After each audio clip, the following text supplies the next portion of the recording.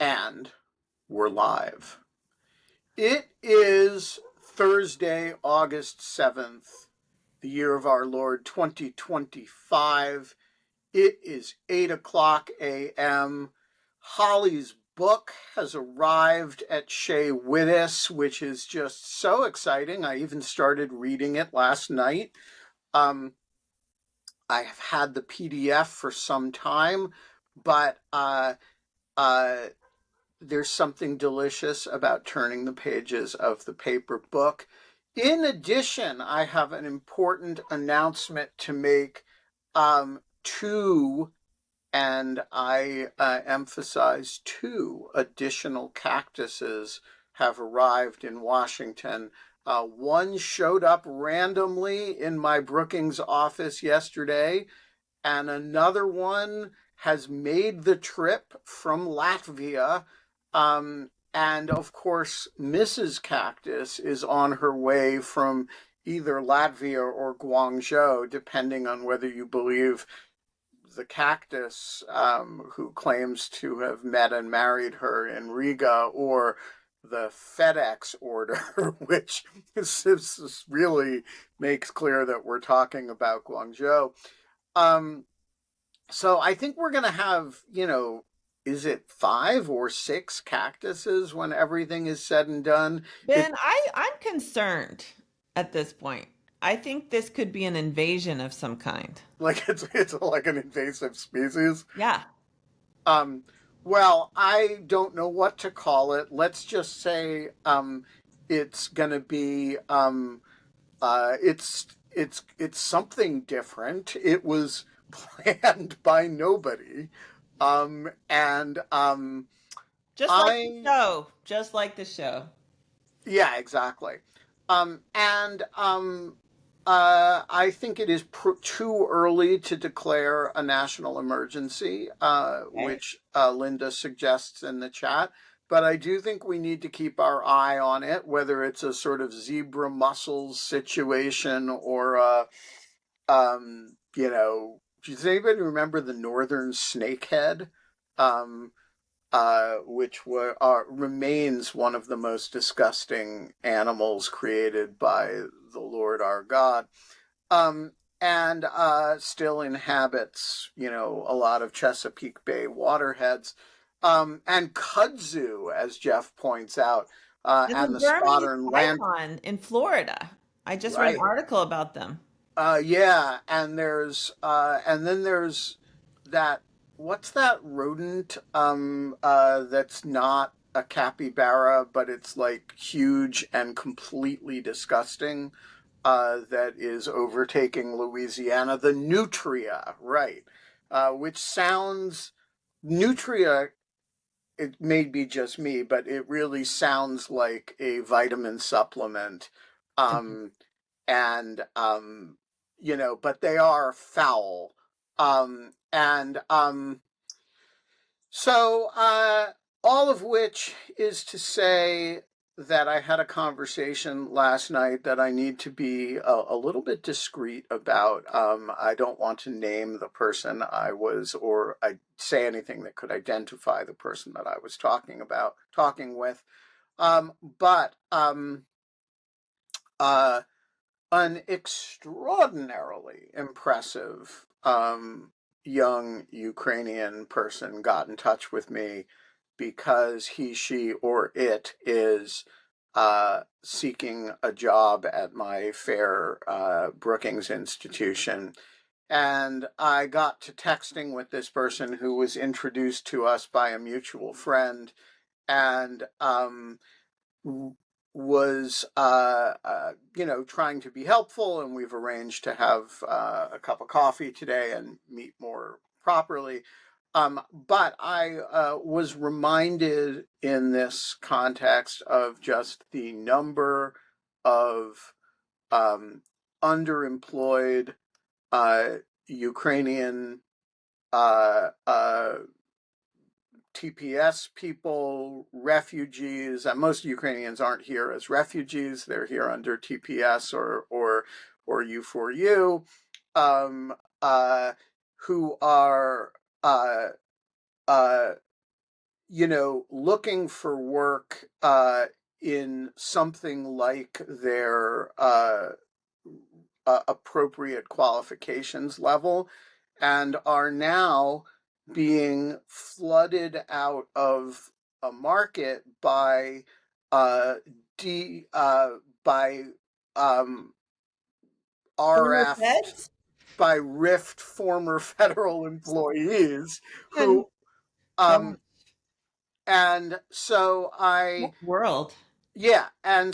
I want to say that it is uh it is a horrible market out there, people.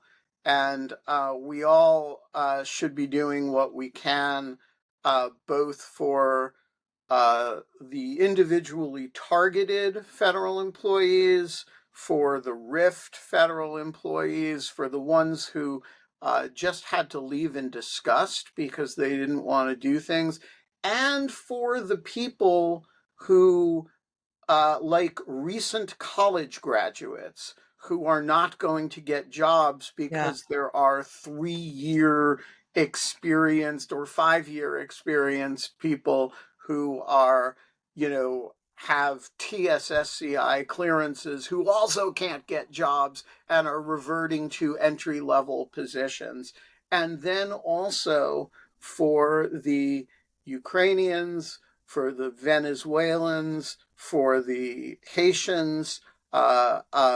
They're mostly not competing for the same jobs, but it's not a zero uh, uh, environment.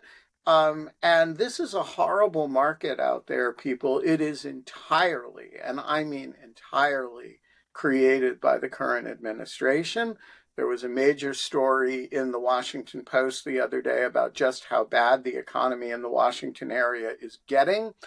But I just want to say, you know, um, all of us should be doing what we can to help, particularly if you're in the Washington area, but not exclusively. A lot of people are mobile, and so if somebody asks you for help in the job sphere, if you see LinkedIn posts that may be useful to somebody, be proactive, pass them on. You can always DM them to me, for the universe of people who are in my world. I sometimes act as a little bit of a information hub for that sort of thing.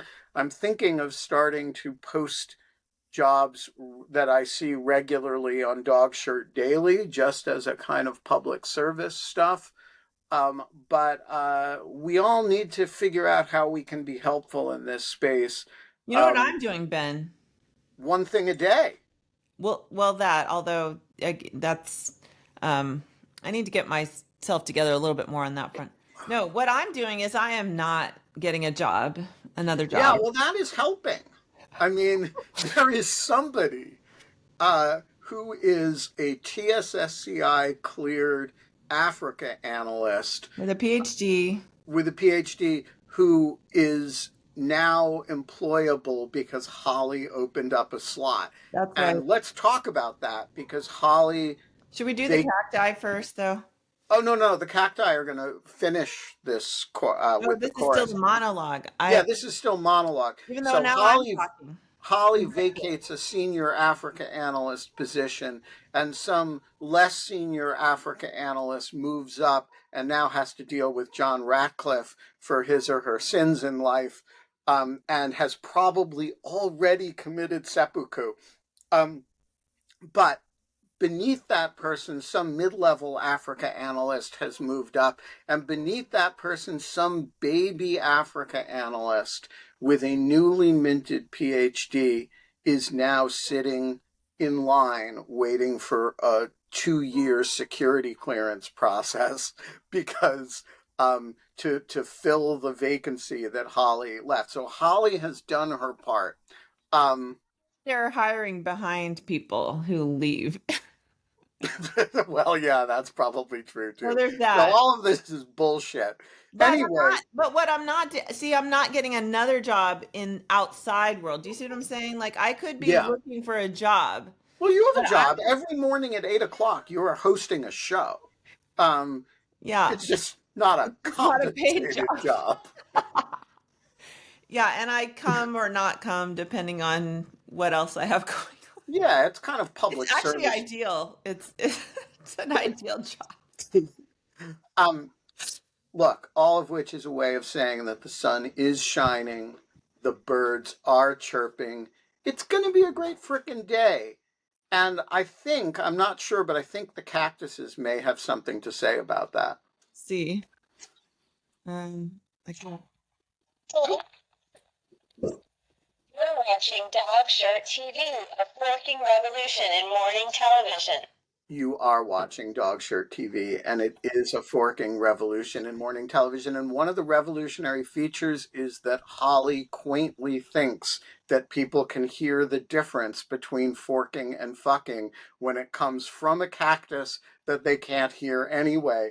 And this residual prudishness from her missionary kid upbringing is one of the charming features of the show. And another one of the revolutionary features is that, um, you know, we can function sort of as a job board. And I'm going to start being very active about looking around at for job stuff that may be useful to people who are out there who are in need of employment. Um, Folks, send them to me. I'm gonna, um, I don't know, just start posting Ben's list of jobs because, it's one of the things about having a personal newsletter kind of publication is I get to do that and nobody gets to stop me. All of which is a 12-minute long way of saying that we are not allowed to have fun anymore, but we are allowed to do what we can for those who are crushed in this market and those who are attempting to be upwardly mobile, even though the pressure is coming down from the hydraulic press of the situation. Holly, what is on your mind this morning? Well, first of all, just an observation that one of the differences between the old dead cactus and the new, very energetic cacti or cactuses, have we decided if it's cacti or cactuses? We need to settle that. Is that when you record, when they hear your voice and then they repeat it or you record your voice, it doesn't. The old one, it really sounded like me, like it was basically my voice. And these guys sound like gremlins or something really scary like that. Like it is not, it is creepy. The new cacti are creepy. And the old cactus was, not as creepy. So that's a difference. So let's see these new two ones that come. Let's see if they're creepy or not creepy. I mean, they're all creepy, but there's levels of creepiness. I'm just saying there is only one cactus, Holly. It's the cactus has risen. There is only one. Well, Um, there's one that's superior. I will say that, like a overlord cactus or like a what is like the god, the Hindu god that's over all of everything? Is it Ganesh or I thought it was Vishnu. okay, well, you would know more than me. I No, don't. I actually wouldn't. My knowledge Okay. of Hinduism is Or Zeus in Greek deplorably mythology. lacking. Is it Zeus in Greek mythology? Is that Yes, and yeah. Woden in. By the way, can I just say my religion, Judaism, has this, I think, pathological prejudice against polytheism, and It's I kind of really clear in the scripture, I gotta say. Like that's basically the whole foundation of the religion is like there is only one God. I know, but I just want to say it's always bugged me because polytheism has answers to certain questions that monotheism doesn't happen, like the existence of evil, and why things don't always work out because the gods don't agree. That makes sense to me. And also, from a Judaism point of view, from a Jews, I know 2,000-3,000 years ago we really didn't get along with the polytheists and all that jazz, but over the last 2,000 years, who has oppressed Jews? Well, Christians, Muslims, and two great forms of atheism, Nazism and communism. There's not really a modern experience of atheists, of polytheists going after Jews. And so I just want to say I am okay with polytheism. I know, a lot of Jewish services end with this prayer for the destruction of all idols and the Messianic era being defined by, idols being wholly destroyed. People, keep your idols. It's fine. I got no problem with idols. And I know there's going to be some of my, people my kids went to Jewish day school with who are going to be like, oh, you can't say that. But I'm saying that I don't have a problem with polytheism. I'm just saying it's they're not the ones we've got a problem with. You know what I'm actually more and more receptive to is reincarnation. Because especially if I get to decide what people come back as. Well, I don't know that I don't think it's as one to one as some people who believe in this.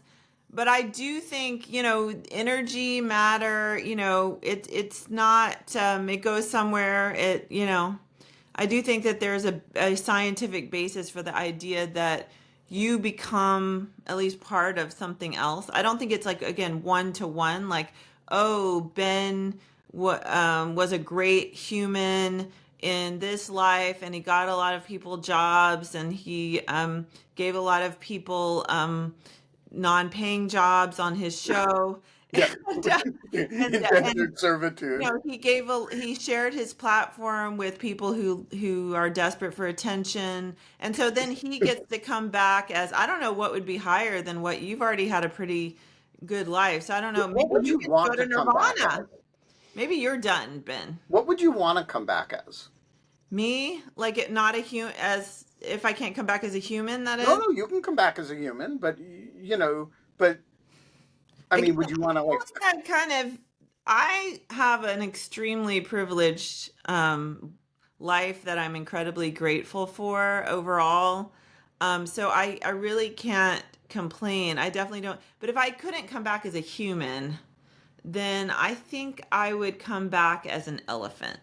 It's funny that you say that because I was just thinking that Yeah. They seem cheerful and complicated and they live a long time and very few bother them, very few things bother them.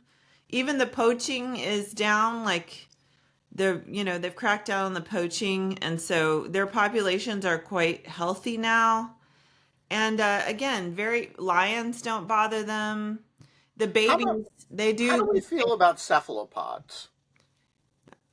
Sorry, you're gonna have to help me out. Is that a dinosaur? Squids. Okay, octopuses. Yeah. Octopus, yeah. I find they don't live very long. And also, I think the ocean is depressing. The deep ocean, it's dark and it's I don't want to be down there. That's scary to me. I want air to breathe. I want to just, I'm telling you, moving through these elephants, they just swish through the grass, eating all day. That's all they do is they eat. They literally have to eat all day. And that's kind of what I want to do anyway. So I feel like elephant is for me. Interesting. Okay. What about you? Well, I have to say, I mean, there's a lot to be said for the elephant. There is also a lot to be said for the cetacean if you're not into even like I get if you're not into the ocean, then cetacean is. But like, okay, consider the humpback whale for a minute. Um, Very big. it's super big. It's much bigger than an elephant. It also eats all day. Um, it eats so constantly that it doesn't even know it's eating. It just swims through the water, eating the water and everything in it, and its body filters it. And then here's the really cool part, it does that for 6 months at a time, and then it stops eating and swims to Hawaii. And it doesn't eat for 6 months, um, and just lounges about in Hawaii. Um, That sounds fun. Except when I go on vacation, I usually eat and drink more. yeah, they don't drink at all because they are in the water. They're constantly drinking. But I think just the combination of eating constantly and then going to Hawaii or some tropical paradise and lounging in a bay for 6 months, maybe have giving birth, maybe not. It's kind of a good life they've got. Oh, Yeah. and they're super big. Again, I like the sun. I realize whales could get some sun because they don't go like, they do need to breathe, so they come up to the surface and so on. But I don't know, like and also I love Africa, so just swishing through the savannah, like that sounds good to me. All right, you do elephant. I'll do I'll do some very large baleen whale. I have to decide whether it's, a blue whale, a fin whale, a humpback whale. I don't know, but something, bigger than all goddamn cos- cosmic contemplation. I saw a humpback whale giving birth once Oh, where? in Maui. Like I was literally driving from the airport to my hotel, um, and I was there for, of all things, a conference. And the drive, Conference in Maui. Hmm. it was kind of nice. It was Can an I get invited to that conference? I don't. I've never been invited back. It was a. In fact, I'm not sure the conference has As ever with happened. most things, you're not I'm, invited back. I'm not sure the conference has ever happened again.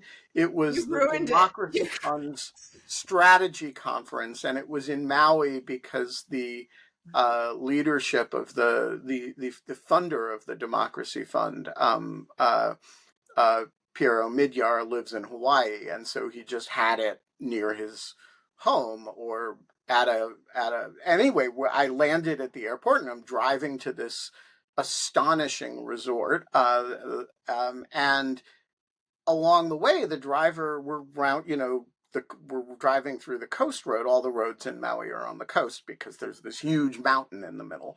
And he says, by the way, there's a whale out there who's been laboring for 3 days. And we look out the window and there's a whale giving birth. And which was pretty awesome, actually. Wow, Um, that's amazing. I don't know. I need to be reincarnated as a pro-democracy activist that gets invited to Maui or holds conferences at Maui. Because I tell you what, my pro-democracy activism has me out on a sidewalk in the heat with a sign. And Yeah, I mean, I would actually like to be reincarnated as a successful pro-democracy activist rather than one who goes down in glorious defeat year after year after year. I don't know. I think you're pretty I'd successful. like to win one. Like you want to actually save a democracy? Well, or be part of saving a democracy. Like the It's the thing early, about then. Keep the faith, man. I don't know. I just like it's been 8 or 9 years now that I've been working on this, and it's not like we're making progress or anything. Well, I want to dance on the grave of a tyrant. I mean, it could happen, like he's not that one's not getting any younger. So, I mean, there will be a grave at some point, I think, unless Elon creates like an AI that like inhabits his body and they pump it full of formaldehyde and he continues on as some sort of hybrid computer humanoid. As I say that, I realize that that could totally happen. And now I have something else to worry about. But, chances are like he will die, and I don't know where his grave will be. It'll probably be behind some security. So I'm not sure you could dance on it, but I bet you could dance in the vicinity of it. Look, I'm I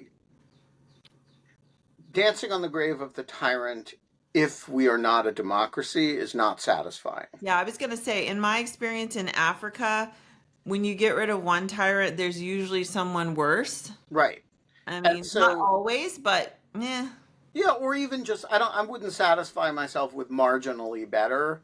I want, like, I think to declare yourself a successful pro democracy activist, you have to have actually preserved a democracy, not merely made things less bad than they otherwise would have been. At least, like, I think if you're gonna, I don't know, I didn't do this for harm mitigation. A lot of people died fighting the Nazis and thought that they had lost in their lifetime.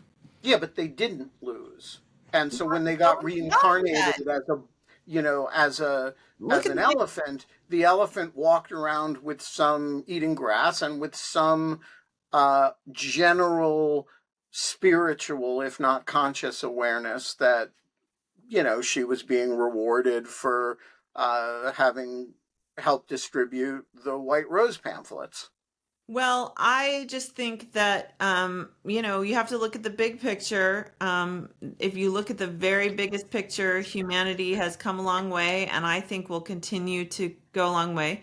So we're in a period of setback, and our job is to try to push back on the setback. And we don't really know what success we will have while we're alive. We're not guaranteed of that, but you gotta have faith. You gotta keep at it, and you gotta have faith. So that's my little pep talk for you today. But All I'm right. going to change the subject. Yeah, what's on your agenda? Well, I don't have an agenda, of course, because that's antithetical to the spirit of the show. But I do know that today is for real Tariff Day. Is it not? Oh, Like for yeah, real, for real? August 7th.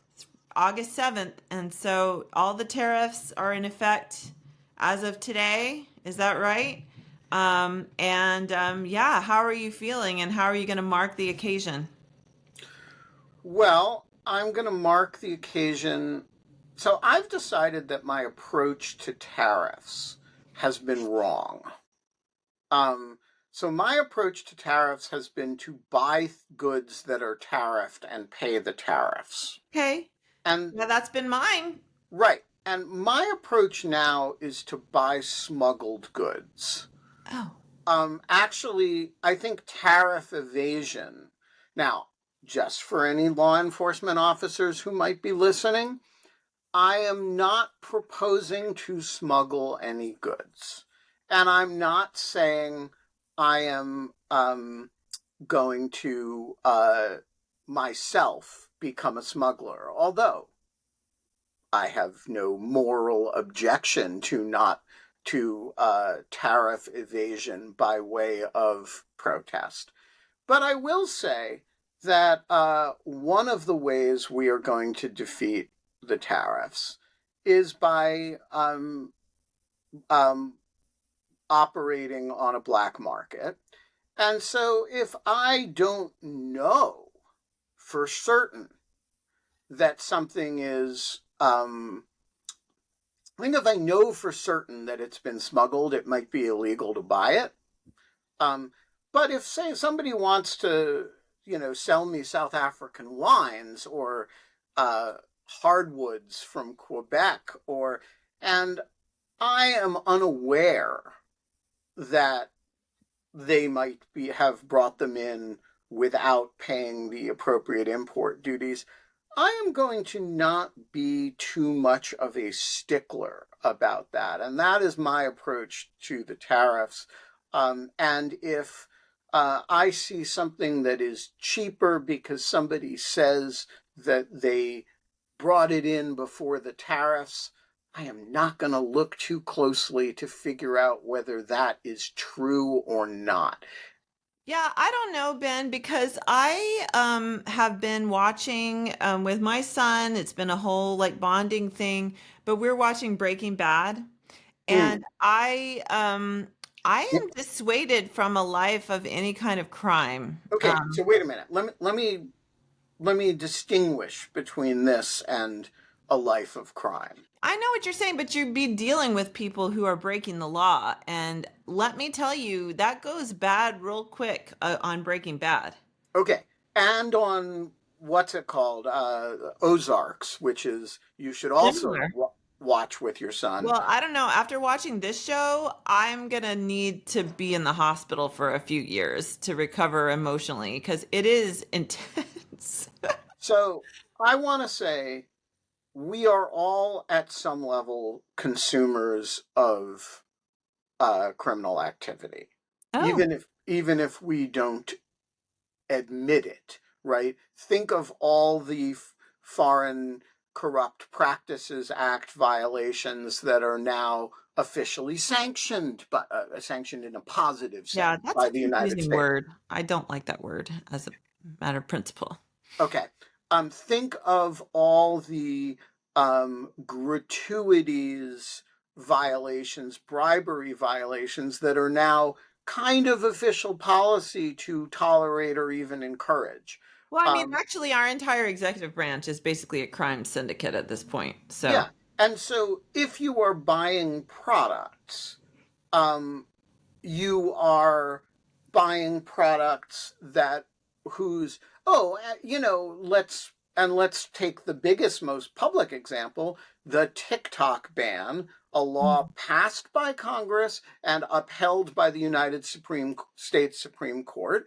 um, is the Attorney General wrote a letter that said to go ahead and violate it, we're not going to prosecute you. So our and by the way, that was acted upon by Apple and Google. So are you know why are we fetishizing as unacceptable aiding of criminal activity the the activity of presumably small scale smugglers, who are basically they're violating currently in vogue laws rather than violating laws that the government is encouraging them to violate. I don't see any moral difference between the two of them. moral difference. There's a logistical difference, and there's a type of people that you end up dealing with difference.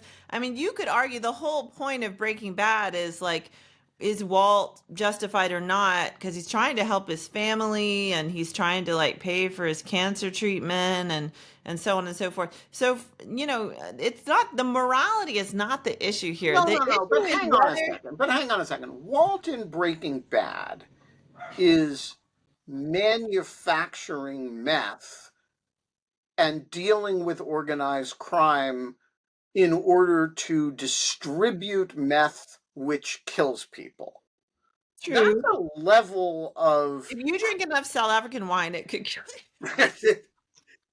right. But the question of how much due diligence you apply to the product you buy, um, and whether you buy products that you suspect. I'm not talking about, going to an open air meth market, and um, I'm talking about when you go online and some anonymous person who's going to ship you blank, which is a legal product, right? But which to be made abroad, says, tariff free because I have a stash of it from before August 7th, and you suspect that what that person really means by a stash of it before August 7th is a stash of it that went from China to Cambodia to Vietnam to blah blah blah, and is in some country with a lesser tariff rate rather than a higher tariff rate, and you buy it anyway. That's tariff evasion, All but right. it's not exactly supporting it's not, getting in bed with people who are murdering people. Yeah, I guess the quality of people dealing in tariff evading South African wine is probably on a little bit higher plane than Tuco. Well, this is actually a really interesting question, and I'm going to spend a little bit of time looking into it now that it is August 7th, which is, can we get tariff evading wine, and what would we have to do it? And I'm going to report back to you Monday or Tuesday. I'm going to take a little time this weekend, and I'm not going to actually evade the tariffs to any law enforcement who may be listening. I'm merely going to acquire information about what I would have to do. Would I have to meet with any shady characters in order to do it? Or would I merely have to Google tariff-free South African wine? And Be careful with your Google searches because I watch Dateline and NBC, and like all the criminals that get caught have incriminating Google searches. So you Google that, and then like some like South African wine smuggler turns up dead, and then boom, now you're on trial for murder. So okay, hang on a second. Again, I'm not going to order the South African wine, though if you do, that's your business. I am going to figure out what one would have to do from the comfort of one's home without dealing with any scary, shady characters. with It's the a Ukrainian purely woman on your journalistic doorstep. endeavor, and I'm going to share the information on Dogshirt Daily. And if anybody wants to avail themselves of it and support an emergent underground economy in our fair country that would, you know, tend to undermine the tariff regime, I would just say we should all be not, good men cannot obey the laws too well. As Emerson said, all actual states are corrupt. And I am not encouraging people to be especially law abiding with respect to the tariffs. I see you becoming a kingpin. Yeah, you could totally become a kingpin, and because here's what I've learned. I've learned so many things from Breaking Bad. I've learned all about chemistry. I've learned, I think I could probably splice together enough clips to, make some meth, maybe not the good kind that he makes, but I've learned to like blow up a room with some mercury. I've learned many, many things, but one of the things that I have learned the most is that like when you enter the world of illegality, you just don't know where it's gonna take you. And yeah, I don't know about this, Ben. I'm just saying, I report, you decide. I'm gonna look into it. If it turns out to not be for me, it may be for somebody else. And I just think, we have to think about the civil disobedience component of tariffs. Joel is the key to all this, not only with his maple syrup, but he has a large wine cellar himself that he could sell off. Just probably on eBay. Actually, eBay is probably your best bet. Maybe Facebook Marketplace. But you know what Joel could do? You could, he's near the border. He could just go up to Canada and just buy a bunch of South African So wine. you are joking about this, but No, I'm not actually, joking. David Frum wrote a David really Trump's going to interesting become a smuggler too. wrote a really interesting piece in the Atlantic about how impossible policing the Canadian border for smuggling will be.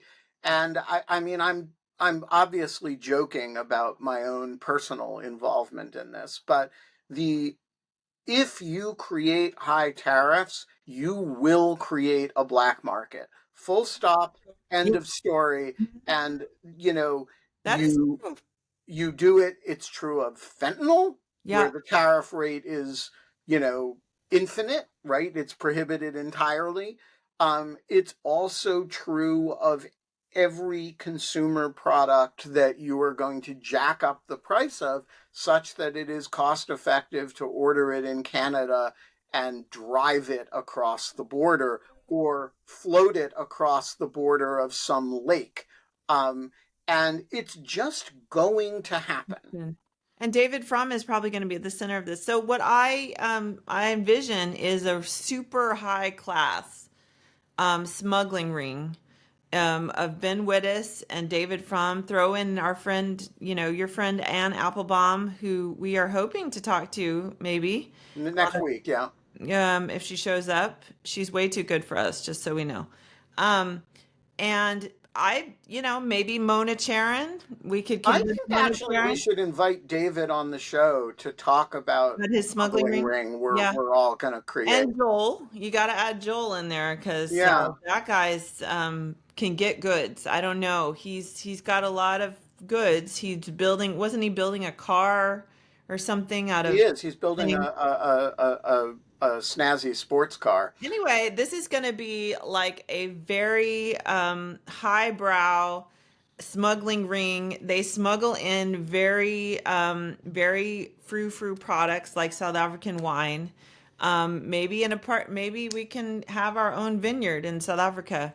And then they have part of the syndicate is also to have conferences, democracy conferences in Maui. And it's And we should do it all in the write books. name. And I You want to know, be part of it too. we should do the smuggling ring all. Notice how quickly Holly has gone from Well, okay. being opposed to getting involved in criminal activity to, and I want to be part of it too. I want to hang out with, great minds, and this is apparently what it's going to take. So Look, this is but here's the thing is, I didn't know David Frum was going to be involved at the as beginning. we You get should have rich mentioned with a that. smuggling ring, Yeah. we have to be really pious about it and always talk about it in terms of civil disobedience and democracy Of course. promotion. So, it's this really high-minded criminal Yeah. operation that is Bougie. not about getting us rich. That's merely a collateral benefit. It's about preservation of democracy. That's right. I just you should have said Dave. You should have dropped David Frum's name earlier, and then I would have been on board. As my husband said, he's the best David. Look, I'm going to text David as soon as we are done with the show and invite him to come on tomorrow and plan our smuggling ring with us, because I think this is important. And I bet Anne picked up some tips in Sudan while she was there. but here's the other thing we need to do. We need to get our Canadian co-hosts to price South African wine Yes. in Canada Yes. today, and we price it here in Washington. Although, do you think the prices are going to go up immediately today? Well, I think they will go up quickly, not because the wine isn't stored, isn't already here, but because people like you are going to be like, I got to get my South African wine now. And, when you create runs on products, you drive up prices irrespective of whether the tariff was imposed or is merely anticipated in the future. Well, There's I'm going to go also, down to my wine store today. Like, seriously, I'm going to do this and do a little investigative report. yeah, see, well, and also just ask whether the prices have gone, see if there are new tags, see if, but the other thing is that we got to factor into the planning of our smuggling operation is the taco effect, right? Do people believe that these tariffs are actually going to be rescinded in a week and a half, right? And Not on South Africa. I have full confidence that they're going to stick it to South Africa to the bitter end. South Africa's um, hosed. so John Hawkinson asks savvily, where do Native American tribes fall into this smuggling system? And I think the answer is um,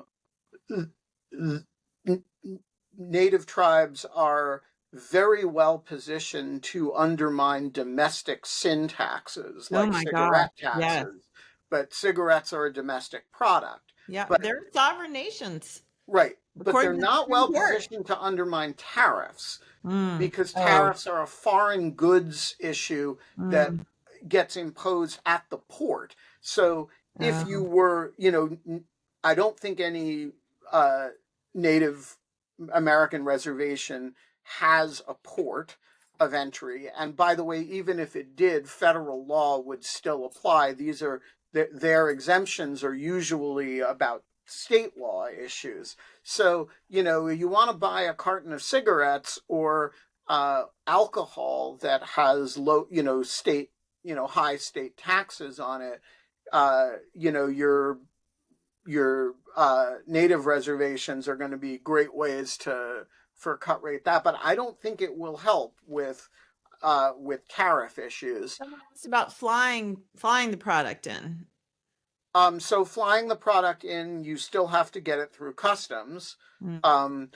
Do not try this, by the way, if you are a global entry person, because they have like a one strike, you're out. Don't Uh, smuggle goods uh, in. Through a port of entry, Okay. in an airport, absolutely not. They will revoke your global entry like on the spot. Wow. Do not bring in, as John rightly points out, frog embryos if you are a student at Harvard. Um, like if you're going to do smuggling, it has to be, very small scale, and it has to be, or it has to be organized. And so, I'm just saying, like, there's a lot of opportunity here, people. It's a very long border Mainly with for Canada. Canadians. Yeah. Yeah. This is an area for Canadian American cooperation. There is no earthly way to police that border.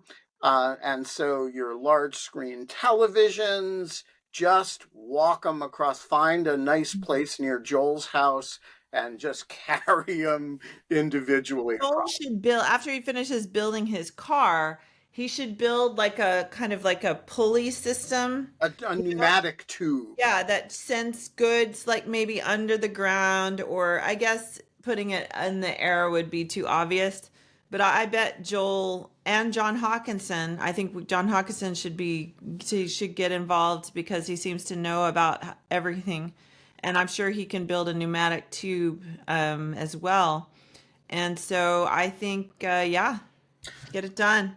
Yeah, I think no, Holly is my first convert.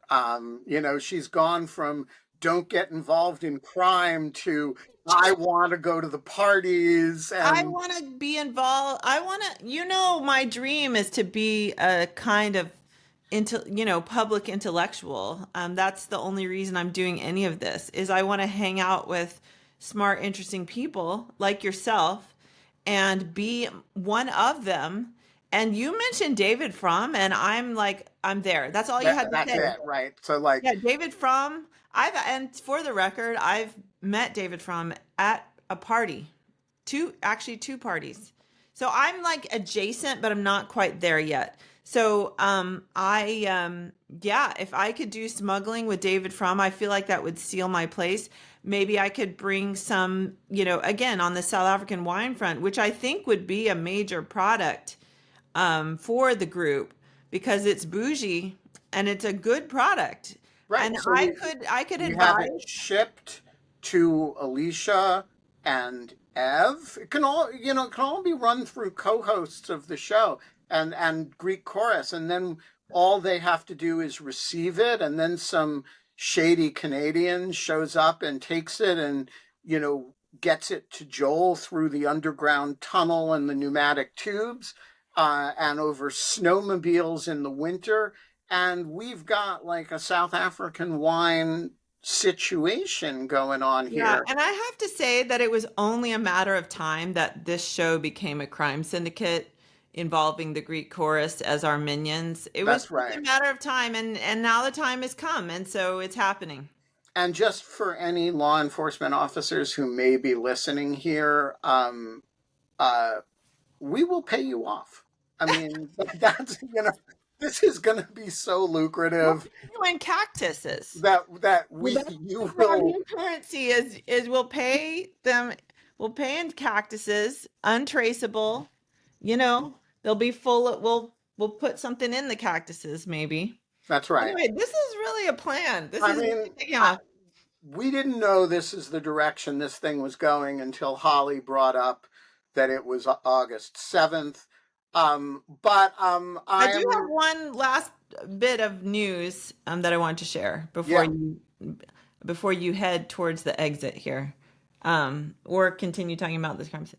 So I made a new parody video that I think some of my recent parody videos have not been that great, frankly, but I made a new one about living this strange existence of like the foundations of your society are ending, but they're not ending yet, and so it's a parody of Alanis Morissette's "One Hand in My Pocket." It's one foot in autocracy, and the other one is getting a pedicure. should we play it on the show? If you can find it here, let me find it. It's pretty good, I think. All right. Well, put it on. I have the link to it somewhere, but uh, uh, I will find it really quick here. we're gonna actually Here. just, Is this going to be the outro? yeah, we're gonna go out with it. Okay, I'm putting it in the group chat. Is that the place to put it? Yep. Okay, there you go. All right. Hang on a sec. Um, we're gonna wait. It's 2 minutes and 30 seconds long, which Yeah, so means we you don't shouldn't want to play it end just yet. yet. Okay, all right. So you want to talk some more about something about I don't some. know what. Oh, I actually do want to Oh, talk about something. you had an So agenda item. this is a serious matter. Oh, Um. So if this job board thing is going to work, um, I need people to send me things that cross their plates. Um, I am going to set up a bunch of searches uh, on LinkedIn, but I'm also going to ask that people send stuff there that cross their paths. And the question is, how do we delineate?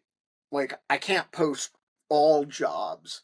And so, what jobs am I posting? So, I keep track of jobs in the national security and legal spaces that are, um, you know, but a lot of the people that I know who are looking at strategic comms kind of stuff. And so my question is, how do people have good ideas for how to delineate stuff that I should be collecting to make it most useful? And I ask that with the caveat that I'm aware that people in the Greek chorus are generally not the target audience for this. Um, so just I do uh, um, if people have ideas, um, uh, uh, please message me or let me know. I'm kind of struggling with how to scope the project. And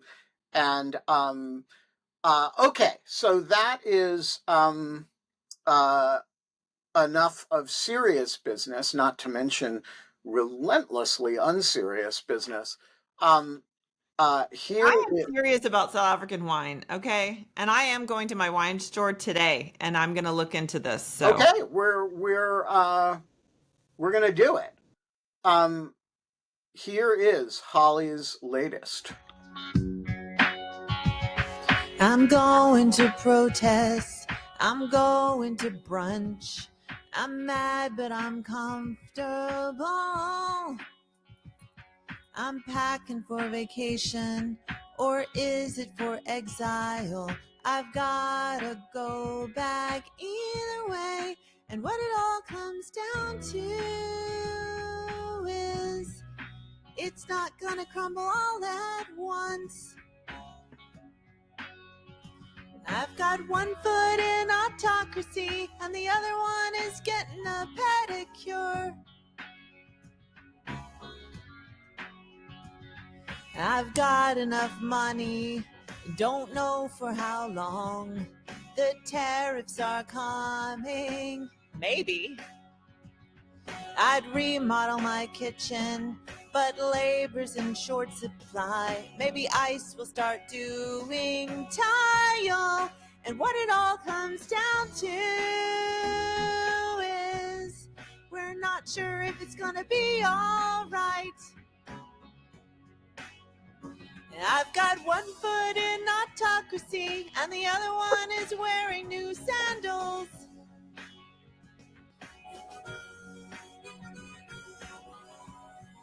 And what it all comes down to is no one's got it figured out just yet. I've got one foot in autocracy, and the other one is learning to tap dance. I'm binging on lawfare. I'm binging on White Lotus. I've got strong opinions, yeah. This is the end of democracy. I hope I'm you scaring my ready to children live under while we're driving to totalitarian Taekwondo. dictatorship. I'm a radical suburban mom, and what it all boils down to is this disaster is slow motion. I've got one foot in autocracy, and the other one's at an 80s dance party.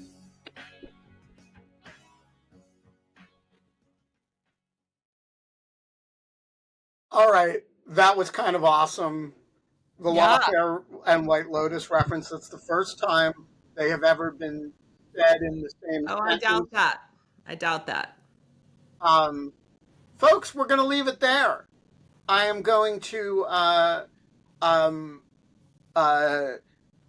share this with everybody I've ever met, as should you. And I'm going to text David Frum and see if he wants to come on the show tomorrow and talk about plans for a smuggling ring. Because I think we've already involved him in many crimes, and he might as well participate. I think once you've written that Atlantic article, you've made yourself a sitting duck for what Mike Feinberg would call recruitment. He's the bourgeois Walter White. Yeah, I think, it's like I'm trying to think who's like the highbrow smuggling criminal that we all want to be for this purpose. But yeah, look, that'll be tomorrow, or maybe it won't, depending on what David's plans are. I doubt he's going to want to get involved, actually. Oh, no, he's going to do it. He's going to do it. He is the best David. I agree with Kevin. And we're gonna do this thing. And then Ann Applebaum is coming on the show next week in order to talk Sudan. And John, we're going to close with John's question: where are we on conflict diamonds? That's a no. And the answer is, as long as we don't have to pay tariffs, they're fine. We'll be back tomorrow, guys. Talk to you later.